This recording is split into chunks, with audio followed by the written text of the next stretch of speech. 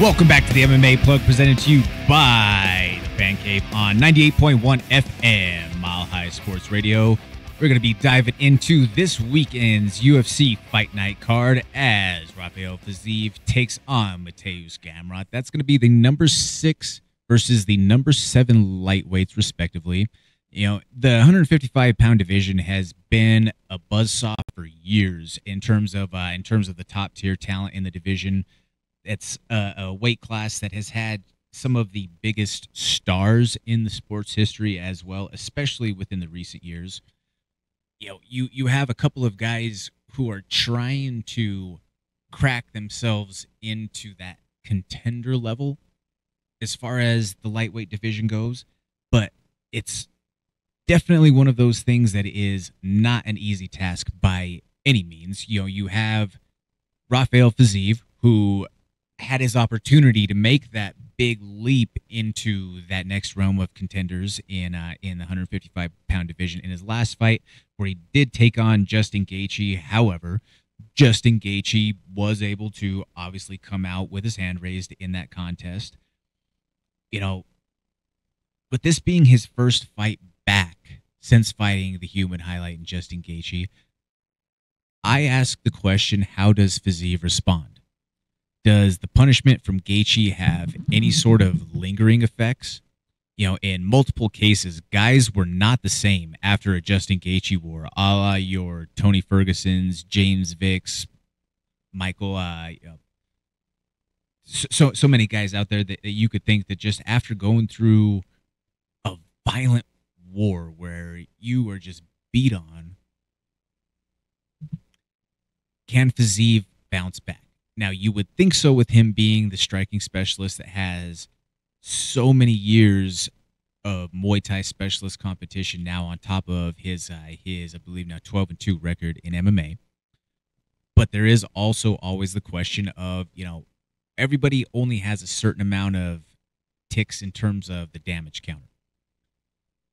Once you exceed that, things just start to rapidly deteriorate. We're going to see how he responds this Saturday night, or this Saturday afternoon, evening, whatever I should say, with this being one of those earlier start times.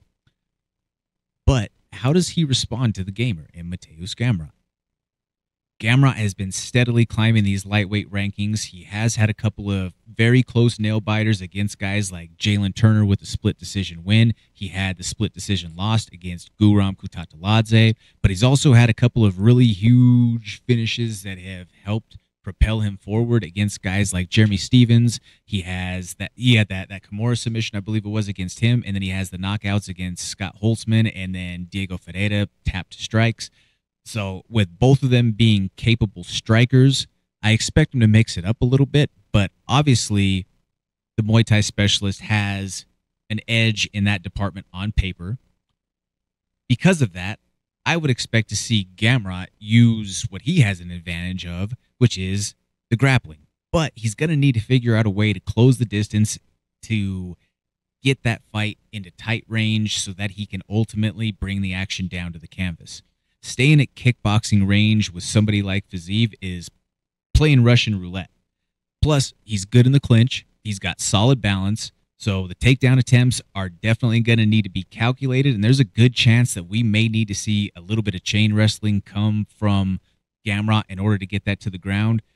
What do I mean by that term? For those of you who might be listening to this MMA program for the very first time, what chain wrestling means is that you're going to likely have to see a combination of multiple different wrestling takedown attempts stringed together for him to ultimately get that shot down to the canvas.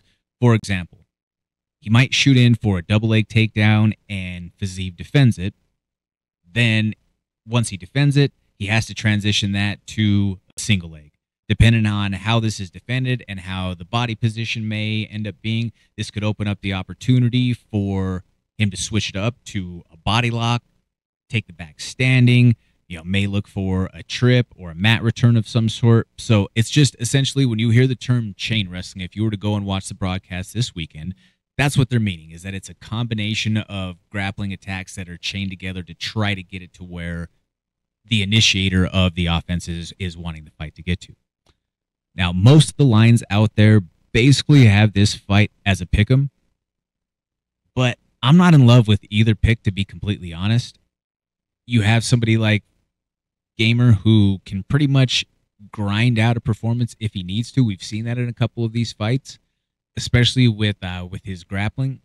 He can figure out a way to get through sequences and let himself win on the cards. But then you have someone like Fiziev who is dangerous at all times. For the slight value and the diversity in routes to potential victory, I think I'm leaning slightly toward Gamrot here in this one. But again, I'm not in love with that. So take that for what it's worth.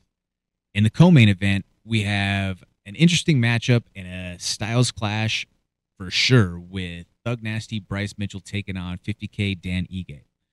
Now, honestly, I hate this matchup for Thug Nasty. His striking deficiencies got exposed in his last fight against Ilia Topuria, and this matchup against Dan Ige certainly isn't doing him any favors. Dan Ige doesn't have the nickname 50K for no reason.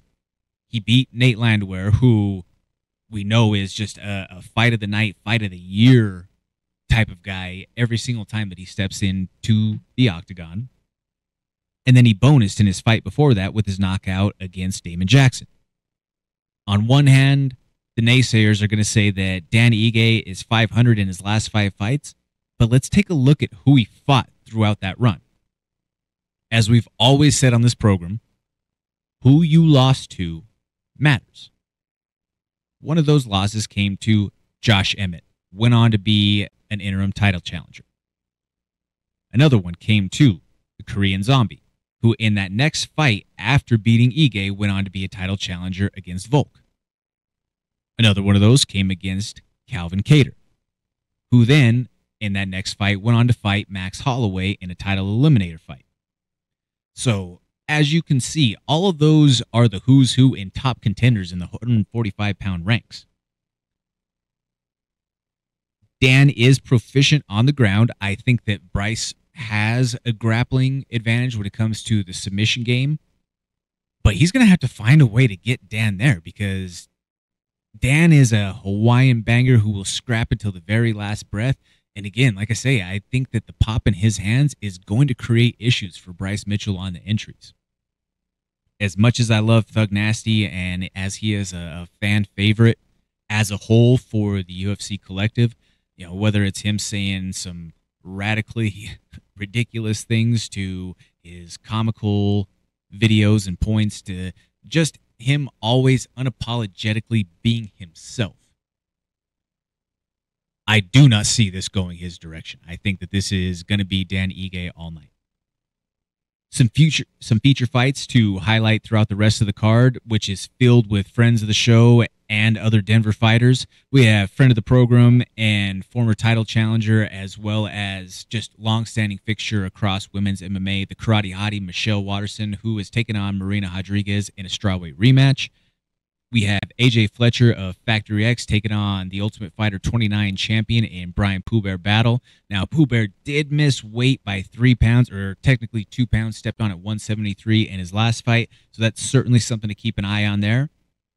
We have Cody Brundage, who will be taking on Jacob Malkoon. Cody is stepping in on short notice here against Jacob Malkoon.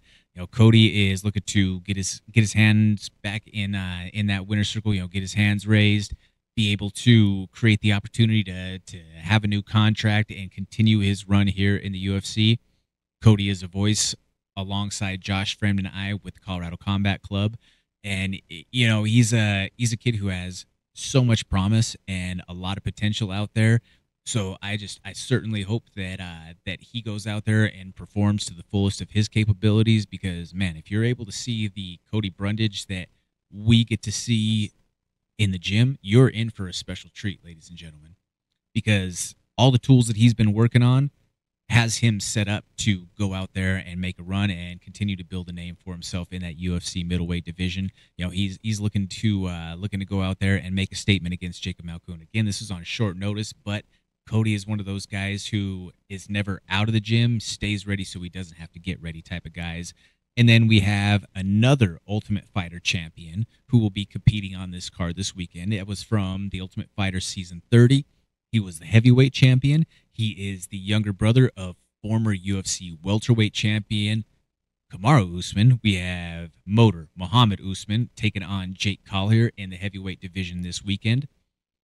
You know, if we know one thing about Motor, he is definitely going to try to live up to that nickname. He puts the foot on the gas, whether it is using all of his D1 football brute strength to keep you up against the fence and neutralize that striking threat, like he did against Junior Tafa in his previous fight. Hey, he was able to neutralize the threat and get his hand raised in victory. Winning in the UFC is hard, period. So for anyone to go out there, and especially, with the pressure that's on him, because whether or not he would ever want to acknowledge it or anybody else around him would say it, there is a certain amount of pressure. There is a little bit of extra shine, rub, and just glisten from the lights that are going to come onto him because of who his brother is. So for him to go out there and get a win right away, get that weight off of his shoulders so that he can have a little bit of breathing room with a victory and go out there to continue forward on his UFC path as a successful victor in that first fight. That's big for him. This fight against Jake Collier is going to be it's a respectable test for sure. I think that the strength advantage has to go to Usman. He's just the naturally bigger, thicker, stronger guy. Collier might step on the scale, heavier potentially, but you also have to keep in mind that Jake Collier competed in the UFC and throughout his career at multiple weight classes below the heavyweight division.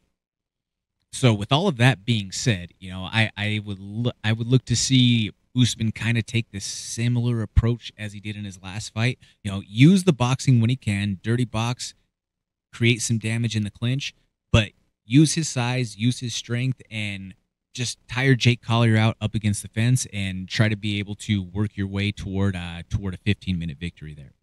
Stick around after the break, folks. We're going to be chatting with Jacoby Big Toe Jones ahead of his fight this evening on Dana White's Contender Series. I'm Jordan Kurtz. Give me a follow along online at Comments from the Peanut Gallery. This is the MMA Plug presented to you by the Fan Cave on 98.1 FM, Mile High Sports Radio.